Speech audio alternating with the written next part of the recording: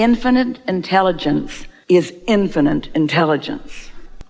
And there are not enough words that could be articulated even in your entire lifetime to adequately describe the knowledge that infinite intelligence holds in relationship to you, in relationship to everything and everything else in the universe. This is mastery of understanding. This world doesn't just go around. This world is created.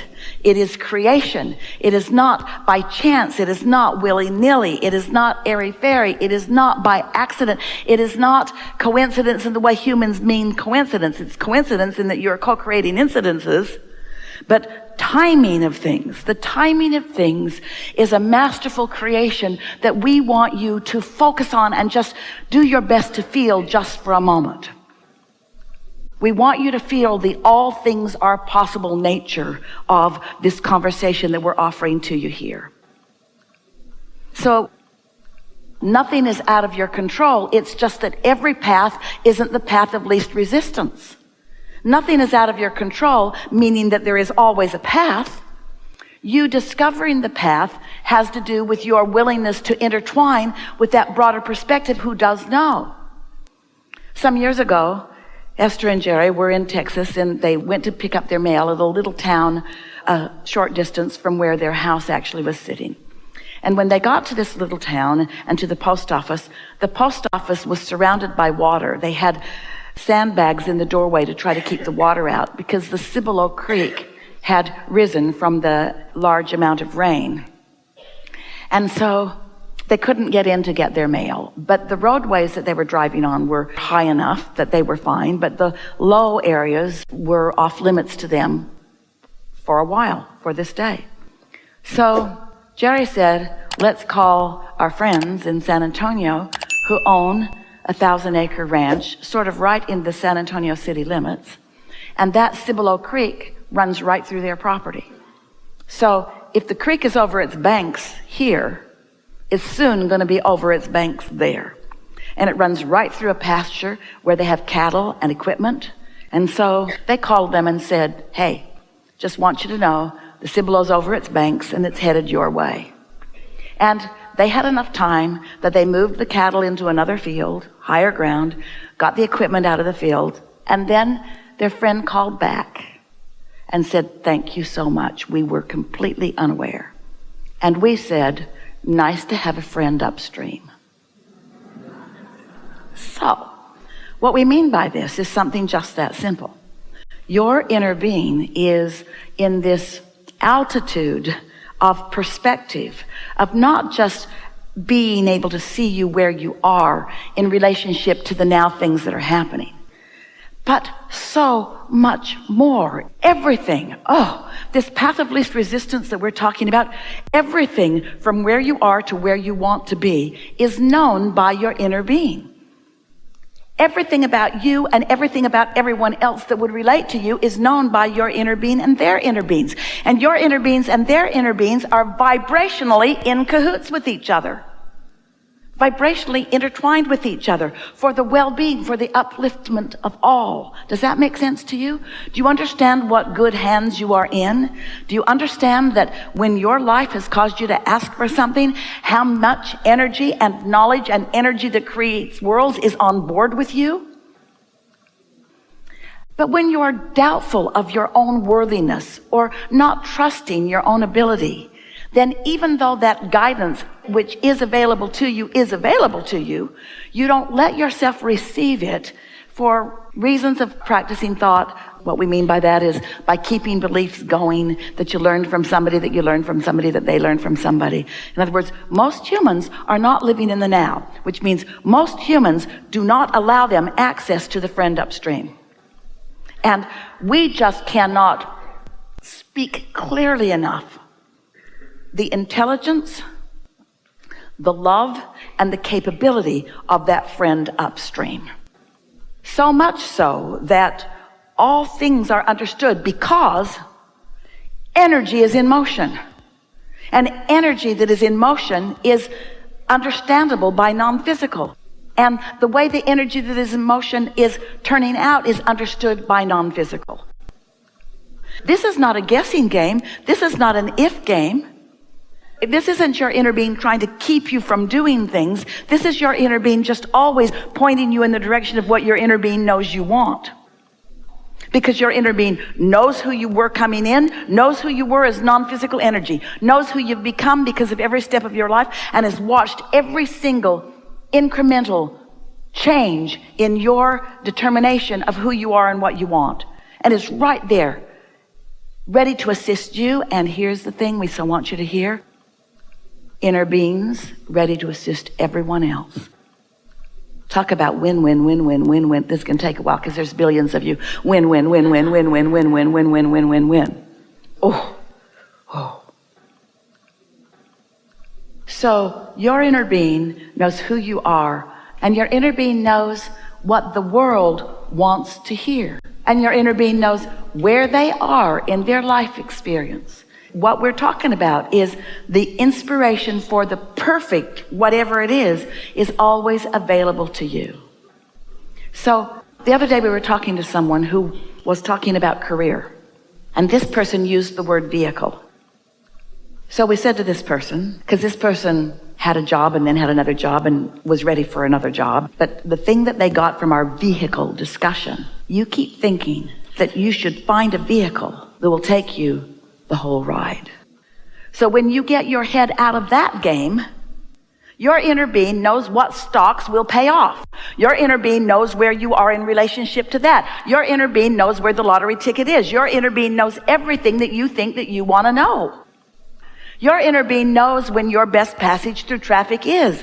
All things are known, and things that Esther's vocabulary does not have the ability to articulate. You getting the picture? This is big stuff. This is big stuff. This is big knowing, and you may trust it. And most of all, and you're not going to get this just from our words, you are worthy. It's time for you to let what you will call these blessings in. You are worthy. What you're going to notice as this day unfolds is that impulses and insights are going to occur to you that you usually don't get. You're tuning to your higher frequency. And as you become more and more the vibrational equivalent to who you really are, you're what we call tuned in, tapped in, turned on. And that means you are in the receptive mode where questions will be clearer, answers that we are offering will make more sense to you. A question will bring an answer, which will bring another question. That's what the co-creation at its best is. But what you're also going to experience is the expansion of thought as a question brings an answer, brings a question, brings an answer, brings a question, brings an answer, brings a question, brings an answer. This is the most wonderful thing about what we get to teach you or to interact with you about. There is not a shred of evidence to the contrary of anything that we speak. So it's not hard to trust it once you allow yourself to meditate and raise your vibration and then receive that guidance. So let's be really accurate about this. This is big. This is why you're reaching for this. Trust comes from what you thought was going to happen happening. So that means if you're expecting something negative to happen, and it does, don't you say, I knew that was going to happen. So let us redefine trust from our vantage point. We want you to replace trust with alignment. Rather than go for trust, we want you to go for love. We want you to go for clarity. We want you to go for wholeness. Because it's really easy to come to expect bad things to happen when bad things have been happening. Jerry used to say, get me once, shame on you. Get me twice, shame on me. Because I should have seen it coming. Well, we're not really teaching that, but we get what he meant. You just have to know. And once you've had enough experience where you do know that, we say to people, start out with easy things. What happens with so many of you is you've got some issue that you want to get to the bottom of or that you want to resolve. But because it's an issue, you've thought a lot about it. And you've thought a lot about it from your awareness that it isn't what you want. So without even meaning to, You've got all this resistance on this issue, and then you want to start with that issue to gain your trust. Well, that's the last issue you should start with to gain your trust, because it's the hardest issue to start with to regain your trust. You've practiced. The subject of money is a hard one because you've practiced not having enough. And so what it really comes down to is you are lovers. You love, that's who you are. And anything less than that is not who you are. But you know what's so interesting? Wherever you stand, you often believe you are right. And even if you don't feel love, you still think you're right. So you think you're right, but you're not in sync with source, so you don't feel love. And so it's not paying off for you because you're missing some important elements. You can't be in hate or anger or frustration or doubt and be practicing trust. You can only be in love and appreciation and positive expectation and fun and lightheartedness, you see. When something happens and you're able to make the correlation between what you've been expecting and what comes, a lot of people who are not tuned in, tapped in, turned on, they can't get past your expectation. So your expectation evokes from people. In other words, that's what the law of attraction is. It's attraction, it's attraction, it's attraction. So you get what you think about, which means you come to trust those outcomes. But it's only when you factor in your alignment factor that you really have your ability to deliberately create. Did you follow all of that? Because you're tuned in often and you are in the receiving mode often. But it's tricky when you've got a question pulsing within you that literally blocks out the frequency of the answer. If a question is too dominant, the answer can't be heard by you. And your inner being can't shout it loud enough because there's no assertion. There's only allowing and receiving. So the specific answer is put some distance between. We're talking about time distance. Not a lot. It doesn't have to be a lot. But there has to be an awareness on your part.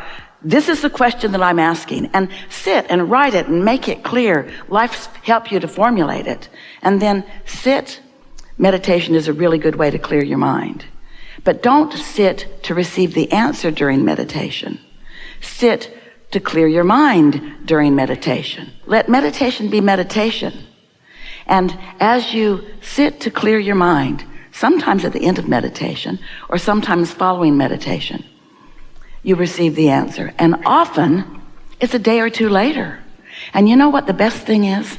You see, words don't teach. It takes a lot of words to get a concept across. But life experience gets it across fast, especially when you know what you know. So if you're clear about your question, did you hear us when we said the question and the answer are equivalent in terms of their oomph? And so if you have a really strong question, there's a really strong answer. And in your non-resistant state, something will come. Maybe you'll receive it through words. Maybe it will be demonstrated through life experience. Sometimes what trips you up is that you want it to be so obvious. You want to do what Esther's doing. You want to receive it in this way. So you don't let it come in any other way. But some of the very best things are the things that come in other ways. Non-physical is always, always, always, always, always aware of you and always queued up, giving you answers. And to the degree that you're in tune, you're receiving the answers. You know what? You're so good at that, you don't even know you're doing it. So just chill. And stop trying to make it something different than it is. Just let it be. And it is our absolute knowing that there is satisfaction in this process for you. Just enjoy it. That's really the strongest key.